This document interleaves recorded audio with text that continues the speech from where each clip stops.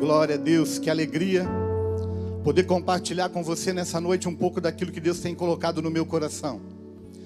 E eu gostaria de ler com você nessa noite um dos capítulos mais extraordinários e mais tremendos que estão registrados na palavra de Deus.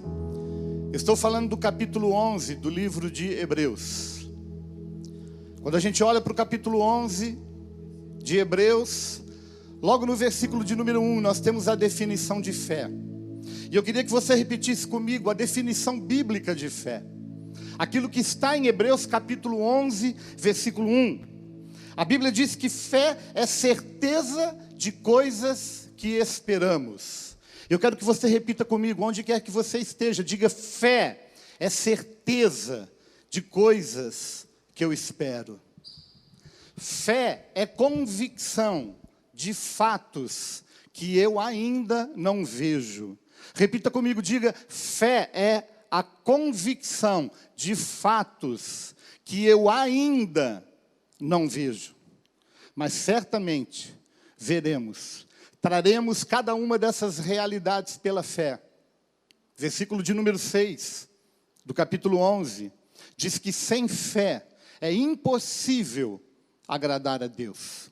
Nós não podemos agradar a Deus sem a fé. Quando nós olhamos para o capítulo todo, 11 de Hebreus, os estudiosos têm chamado esse capítulo de a galeria da fé. Por que a galeria da fé? Porque há registrado nesse capítulo a história de homens e mulheres que marcaram a sua geração, e que marcaram a sua geração através da sua fé. Quando a gente olha para o capítulo 11, a gente vê a história de grandes homens de Deus. A gente vê a história de Davi, a gente vê de tantos outros. Mas eu queria motivar, eu queria incentivar o seu coração a ler a história de alguns homens e mulheres que estão registrados no capítulo 11 e que, porém, não são tão conhecidos como muitos. Eu motivaria você a ler a história de um homem chamado Enoque. Capítulo 11 de Hebreus fala da história de um homem chamado Enoque, cuja vida foi tão íntima e tão próxima de Deus, que esse homem não conheceu a morte. Eu quero motivar você a ler no livro de Gênesis, capítulo 5. Quero motivar você a ler a história de uma mulher chamada Raabe. Aliás, a história dessa mulher ela é tremenda, porque em Josué, capítulo 2, a Bíblia diz que essa mulher ela era uma prostituta. E eu escolhi a figura de Raabe propositalmente nessa noite, porque a Bíblia fala que essa mulher ela era uma prostituta. E o que eu quero plantar no seu coração nessa noite, além de todas as verdades que eu tenho para repartir, é que não importa a história que você tenha tido. Você pode mudar a sua história, você pode mudar a sua geração. Assim como essa mulher se transformou de uma prostituta numa mulher que pôde preencher a galeria dos homens e das mulheres de fé. Nós temos também aí a história de um homem chamado Jefité, que diz a Bíblia também ser um filho de uma prostituta. E também, por causa da sua escolha, por causa da sua fé, ele pôde marcar a sua geração. A sua história está no livro de Juízes, capítulo 11. Mas nessa noite, na verdade, eu quero repartir com você a história de um homem chamado Moisés. A maioria de nós conhecemos a história desse homem, e eu queria ler com você Hebreus capítulo 11, do versículo 23 ao versículo 29. A Bíblia diz assim: pela fé, Moisés, apenas nascido, foi ocultado por seus pais durante 3 meses, porque viram que a criança era formosa. Também não ficaram amedrontados pelo decreto do rei. Pela fé, Moisés, quando já homem feito, recusou ser chamado filho da filha de Faraó, preferindo ser maltratado junto com o povo de Deus, a usufruir prazeres transitórios do pecado, porquanto considerou o opróbrio de Cristo por maiores riquezas do que os tesouros do Egito, porque contemplava o galardão. Pela fé, ele abandonou o Egito, não ficando amedrontado com a cólera do rei. Antes permaneceu firme como quem vê aquele que é invisível. Pela fé, celebrou a Páscoa e o derramamento do sangue, para que o exterminador não tocasse nos primogênitos dos israelitas. Pela fé, atravessaram o Mar Vermelho como por terra seca. Tentando os egípcios, foram tragados de todo. Querido, eu quero usar essa história, a história desse homem e de sua família. Mas antes de compartilhar algumas verdades, eu preciso fazer algumas considerações preliminares aqui. Quando eu olho para esse texto, eu vejo uma família que viveu praticamente um período de quarentena. Um período de quarentena. A Bíblia fala que durante 3 meses, por causa de um decreto do rei, essa família precisou ficar trancafiada, isolada, para proteger a vida do menino, a vida de Moisés. Nós temos uma situação de uma família mais ou menos semelhante à que nós vivemos nos nossos dias, isolados, confinados, sem poder aparecer em público. Foi assim que essa família viveu. No entanto, há um segredo extraordinário que está no versículo de número 27, e que eu quero, inclusive, colocar como tema dessa palavra nessa noite, porque Moisés tinha um segredo que se vivido por você e por mim. Nós podemos também atravessar essa fase que temos enfrentado e podemos sair mais vitoriosos, mais fortes do que entramos. O versículo 27 diz que o segredo de Moisés é que esse homem vivia como quem vê aquele que é invisível. E quando eu olho para essa história, eu vejo uma grande lição. Como eu posso viver vendo o invisível? Essa é a nossa proposta, essa é a proposta do coração de Deus, que aprendamos, inspirados nessa história, como é que nós podemos viver o nosso dia a dia como quem vê aquele que é invisível.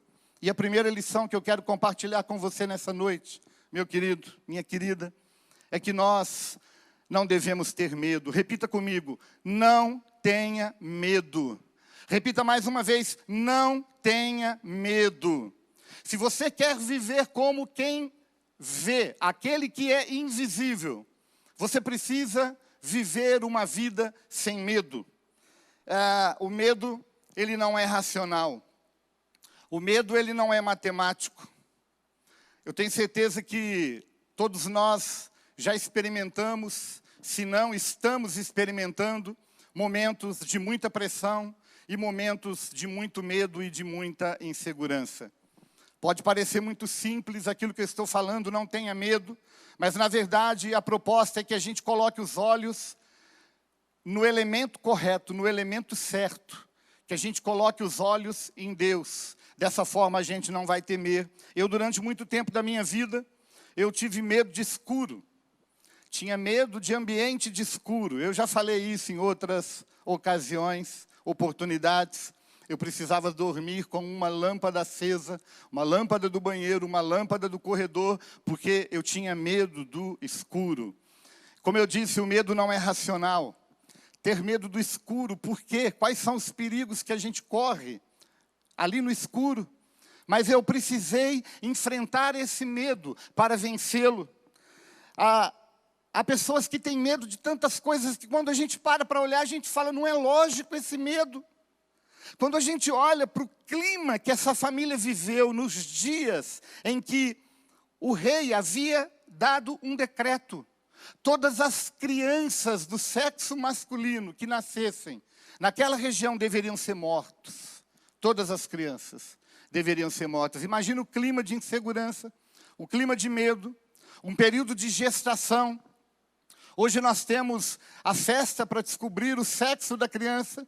Eu imagino que se houvesse essa mesma possibilidade naquela época, seria um grande conflito. Qual é o sexo da criança? Vamos fazer festa, vamos publicar, é um menino.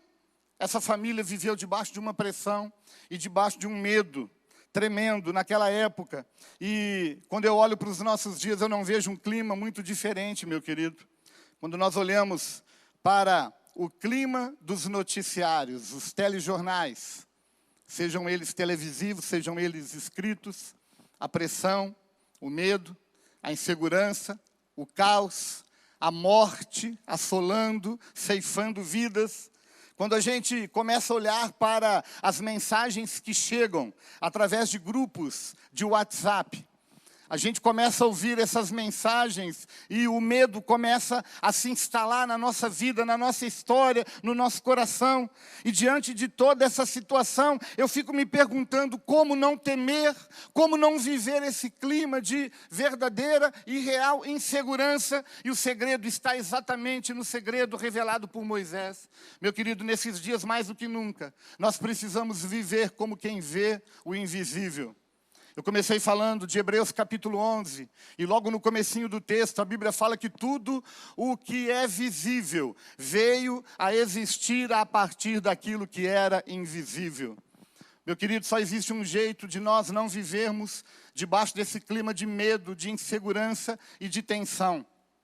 E a forma de viver é colocando os olhos no autor e no consumador da nossa vida e da nossa fé. Há tantas promessas que podem nos fazer viver esses dias, olhando para Deus, olhando para o Senhor.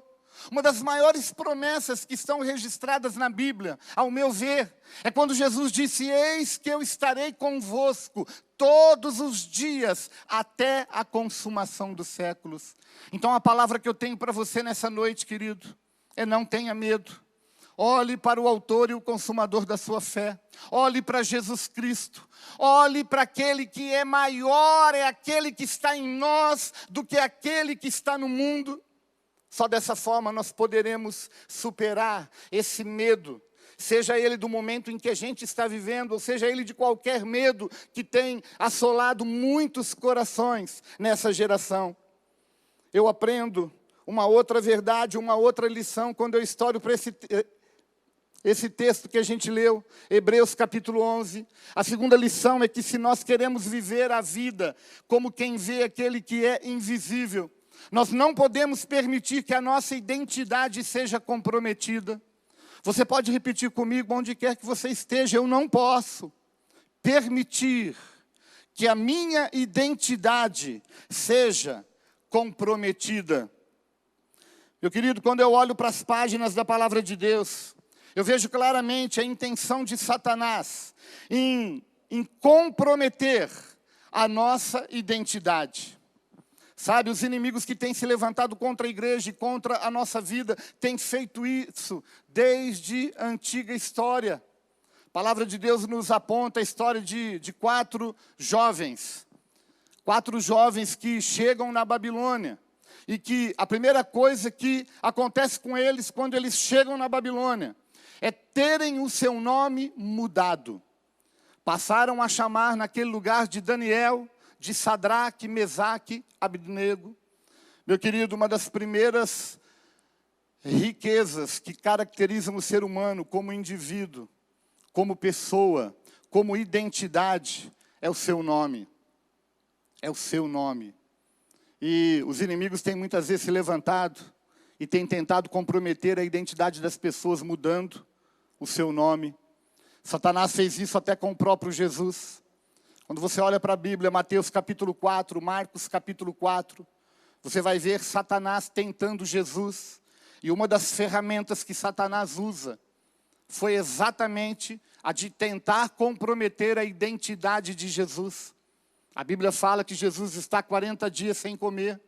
E Satanás chega perto dele e diz: se tu és filho de Deus, transforma essas pedras em pães. Ah, meu querido, a identidade tentando ser comprometida. Se tu és filho de Deus, Jesus, ele era o Filho de Deus, o Verbo de Deus que encarnou. E nós precisamos entender que existe uma identidade sobre nós. Existe uma identidade sobre a tua vida, sobre a minha vida, e essa identidade é a identidade de filho de Deus. Diga: eu sou filho de Deus. Eu sou filho de Deus. Esta é a minha identidade. Moisés precisa fazer uma escolha. Você prestou atenção na leitura do texto que fizemos? E a Bíblia diz que ele precisou fazer uma escolha. Ele deveria ser chamado filho da filha de Faraó, ou filho de Deus. Um hebreu. Ele precisava fazer uma escolha. E se eu pudesse parafrasear essa pergunta, eu diria que você e eu hoje precisamos fazer a mesma escolha. Nós vamos escolher viver a nossa vida e a nossa identidade Baseado em prazeres transitórios ou baseado em vida eterna? Nós vamos fundamentar a nossa vida baseado naquilo que é hoje e agora ou naquilo que é a nossa eternidade?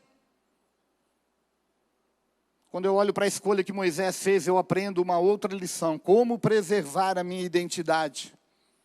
Eu preservo a minha identidade quando eu vivo a minha vida vendo aquele que é invisível. Eu não me guio pelas circunstâncias, eu não me guio pelas notícias.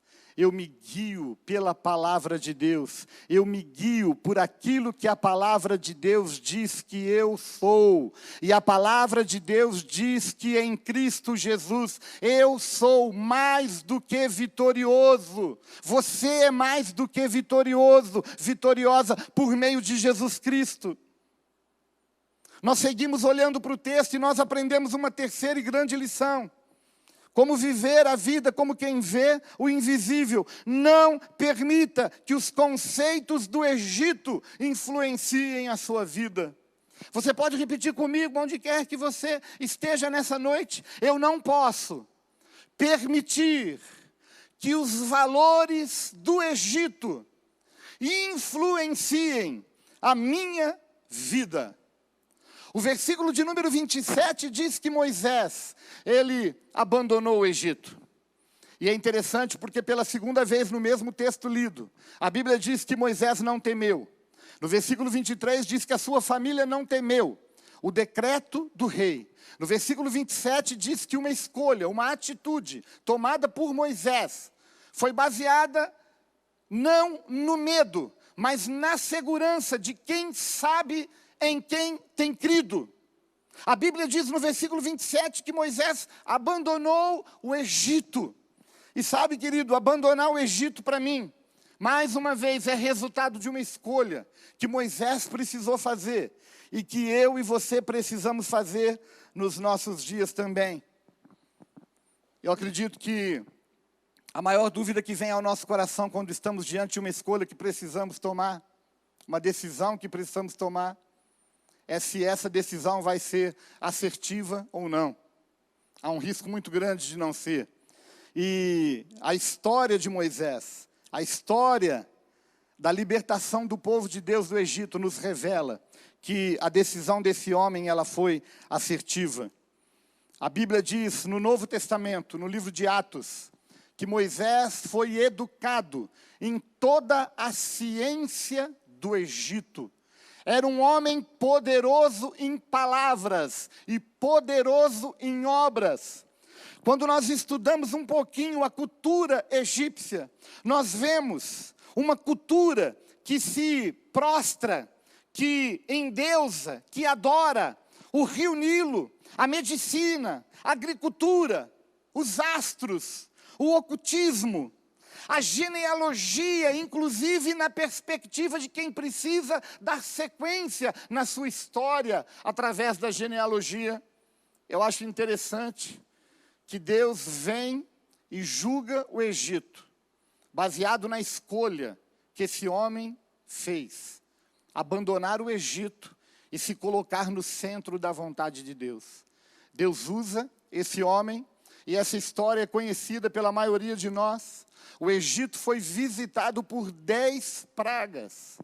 10 pragas. E quando eu olho para cada uma dessas pragas, eu vejo, na verdade, Deus sendo exaltado, Deus sendo honrado, e Deus colocando todos os deuses do Egito de joelho diante daquele que é o único digno de ser adorado. Quando nós vemos as pragas, nós vemos o rio Nilo sendo ferido, nós vemos a medicina não sendo capaz de curar os tumores que visitaram o povo daquela época. Nós vemos a agricultura impossibilitada de poder produzir o alimento. Nós vemos os astros se prostrando diante de Deus, quando Deus faz com que o sol perca o seu brilho. E a Bíblia diz que há trevas sobre todo o Egito. Mas, meu querido, Deus estava colocando todo o Egito aos seus pés. E eu vejo que o que Deus está fazendo hoje com as nações, nada mais é do que colocar as nações de joelho diante da sua presença. O homem tenta colocar os olhos na alimentação, tenta colocar os olhos na medicina, tenta colocar os olhos na ciência, tenta encontrar respostas, e de repente essas respostas estão cada vez mais distantes. Isso na verdade tem o propósito de colocar Deus no trono, ou melhor, de deixar Deus no trono, porque Ele nunca deixou o trono, Ele nunca deixou o governo, Ele nunca deixou o senhorio. Como nós oramos no começo dessa reunião, Ele está sentado no trono, nós cantamos em adoração, Ele nunca perdeu o governo e o controle de absolutamente nada. E quando eu olho para esse detalhe, eu fico pensando como escolher assertivamente hoje, como viver vendo aquele que é invisível. O próprio texto nos revela.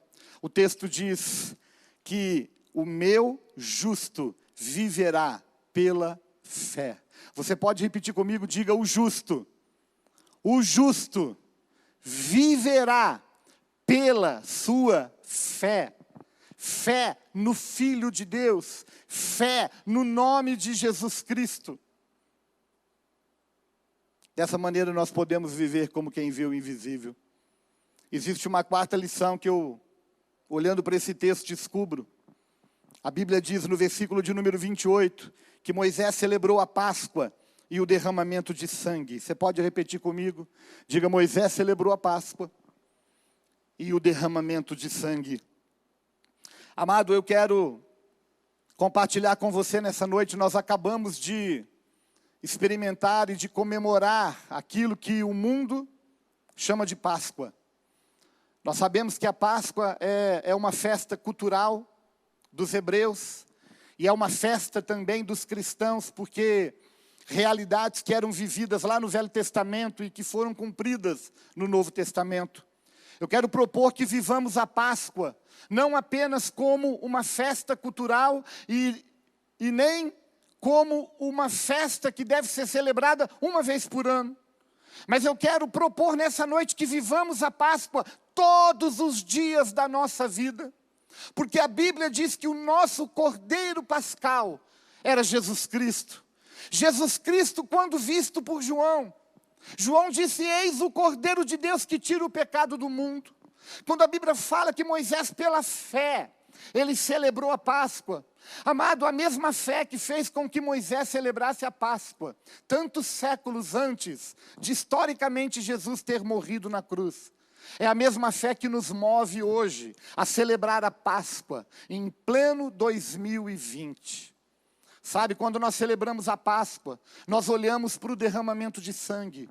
E não tem como pensar em fé, não tem como pensar em salvação, não tem como pensar em libertação, se não for olhando para a cruz do Calvário, se não for olhando para o sacrifício de Jesus Cristo. A Bíblia diz que ali na cruz do Calvário, Ele morreu pelos nossos pecados, Ele nos perdoou de todos os nossos pecados. Isso é verdadeiramente celebrar a Páscoa. Celebrar a Páscoa é muito mais do que aspergir o sangue de um animal, como os hebreus fizeram lá no Êxodo. É muito mais do que aspergir o sangue nos umbrais de uma porta.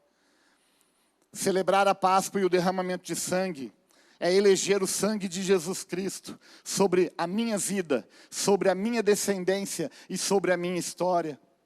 Nessa perspectiva, meu querido, você e eu podemos celebrar a Páscoa agora mesmo. Nesse exato momento nós podemos eleger Jesus Cristo como nosso Senhor e como nosso Salvador. Aliás, eu quero pedir permissão para você, para que gastemos um tempo exatamente orando nesse momento, para que possamos eleger o sangue de Jesus Cristo sobre a nossa história e sobre a nossa vida. Que você e eu possamos tomar a mesma decisão que Josué tomou. A Bíblia diz que Josué um dia chegou diante do povo e disse: eu e a minha casa serviremos ao Senhor. Talvez você esteja me vendo nessa noite. Talvez por alguma razão você se distanciou do caminho. Talvez por alguma razão você não tenha estado tão próximo a Deus. Você não tem sentido o efeito e o poder do sangue de Jesus Cristo, derramado por nós na sua vida hoje. Talvez você tenha vivido esse clima de medo, de insegurança. Eu quero orar com você nessa noite, querido. E se você pode, eu queria convidar você a orar comigo, a você repetir comigo uma oração de entrega. E logo no final nós estaremos abrindo esse chat. Eu gostaria muito que você deixasse registrado o seu nome e o seu telefone para que pudéssemos entrar em contato com você. E para que a gente possa ajudar você a caminhar na fé. Nós temos caminhado na fé e temos provado o poder sobrenatural de Deus. Essa é uma noite de salvação. Essa é uma noite de celebração de Páscoa. Essa é uma noite de celebrar o derramamento do sangue do Cordeiro pela sua vida e pela minha vida. Se você pode, feche os seus olhos onde quer que você esteja, na sua sala, no seu trabalho, no seu carro, enfim. Deus não está limitado a tempo e a espaço. Ele pode tocar na sua vida, Ele pode mudar a sua história, como Ele mudou a história de tanta gente na palavra de Deus. E eu quero orar por você nesse momento. Senhor Jesus, nós sabemos que o Senhor não está limitado a tempo e a espaço. Sabemos que o Senhor não faz acepção de pessoas. E o Senhor tem o poder de tocar agora, nessa vida, Senhor, que tem se exposto à Tua palavra e à Tua presença, através desse culto e da internet. Eu quero abençoar essa vida, quero abençoar essa família, quero abençoar essa casa, abençoar essa história. Pedir que essa pessoa seja atraída para bem perto de Ti, Deus. A Tua palavra diz que pela fé nós podemos viver dessa forma. Deus, traz uma experiência sobrenatural, traz perdão, traz libertação. Que essa pessoa esteja debaixo agora da celebração da verdadeira Páscoa e do verdadeiro derramamento de sangue. Que essa pessoa seja visitada agora com cura, com perdão, com libertação e com salvação. Essa é a minha oração em nome de Jesus. Eu tenho certeza que o Senhor está tocando no seu coração, querido, onde quer que você esteja. O nosso Deus é um Deus de segundas oportunidades. O nosso Deus é um Deus de segundas chances.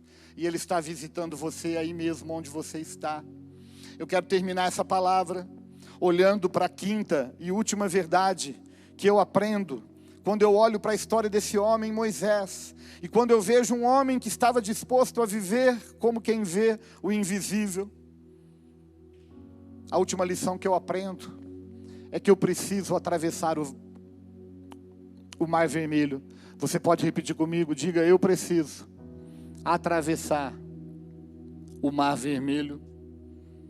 Amado, quando nós tomamos a decisão de viver pela fé e de viver como quem vê o invisível, nós precisamos enfrentar quaisquer desafios que se apresentarem diante de nós. Parem para pensar comigo. O povo que havia sido liberto do Egito, caminhando rumo à terra prometida, de repente estão diante de um mar, o Mar Vermelho. Olham para frente e não veem saída, não veem um caminho. Olham para trás e veem os inimigos que vêm com fúria na tentativa de aprisioná-los novamente. Eu tenho certeza que todos nós já enfrentamos momentos como o povo viveu. Chega numa determinada situação na vida, a gente não vê saída. A gente olha para frente, há um mar intransponível para ser passado. A gente olha para trás e os inimigos têm vindo com força e com fúria, e não tem para onde fugir. Mas eu quero dizer para você que o desafio que Deus está colocando diante de nós é que nós passemos pelo Mar Vermelho, que nós passemos do lado de lá. Nós temos enfrentado um grande gigante nesses dias, um vírus que tem colocado as nações em estado de alerta e de medo e de insegurança. Eu fico pensando quantos desafios nós já tivemos em nossa vida, quantos desafios ainda haverá. Mas o Senhor está dizendo mais uma vez que Ele está conosco, e que ainda que passemos pelo vale da sombra da morte, nós não devemos temer mal algum, porque a sua presença, a presença do Deus Todo-Poderoso está conosco. Você só pode passar o Mar Vermelho quando você decide viver como quem vê o invisível. Por fim, eu quero dizer para você que viver pela fé e viver como quem vê o invisível é um caminho sem volta. Diga comigo, caminho sem volta. Não há volta. Quando nós decidimos por Jesus, não há volta, meu querido. O desafio e a palavra para mim e para você é em frente. Enfrente os desafios que se colocarem diante de nós. Enfrente cada um deles. Não apenas em frente, mas passe a pé enxuto. Nós vamos passar a pé enxuto. É um detalhe que não é tão detalhe do texto, mas que nos mostra o tamanho do milagre que Deus fez no povo e através do povo. Um mar difícil de ser passado, difícil até de ser navegado. De repente ele se abre e o povo passa a pé enxuto. Nós estamos debaixo de uma palavra que eu quero confirmar aqui nessa noite, de que nenhum de nós choraremos o luto de ninguém. Nós passaremos por essa situação a pé enxuto. E eu quero profetizar que todos nós nos encontraremos do lado de lá. Todos nós venceremos esse momento. E muito mais do que venceremos esse momento, nós chegaremos do lado de lá muito mais fortes, muito mais consolidados, muito mais intrépidos, muito mais íntimos daquele que é invisível, mas daquele que pode ser visto pelos olhos da fé. Amado, eu quero convidar você nesse momento. Nós vamos adorar a Deus com uma canção. Há uma canção que nos desafia a viver esse nível de fé. Esse nível de fé que vai nos fazer passar esse mar vermelho. E não somente passar esse mar vermelho, mas viver cada uma das verdades que foram apresentadas. É interessante porque o elemento que alinhava todas essas posturas é a fé. Versículo 23, versículo 24, 25 e 26, versículo 27, versículo 28 e versículo 29, começam dizendo: pela fé, pela fé, pela fé, pela fé nós não teremos medo, pela fé nós não seremos atingidos, pela fé nós venceremos, pela fé nós perseveraremos, e pela fé nós viveremos como quem vê o invisível.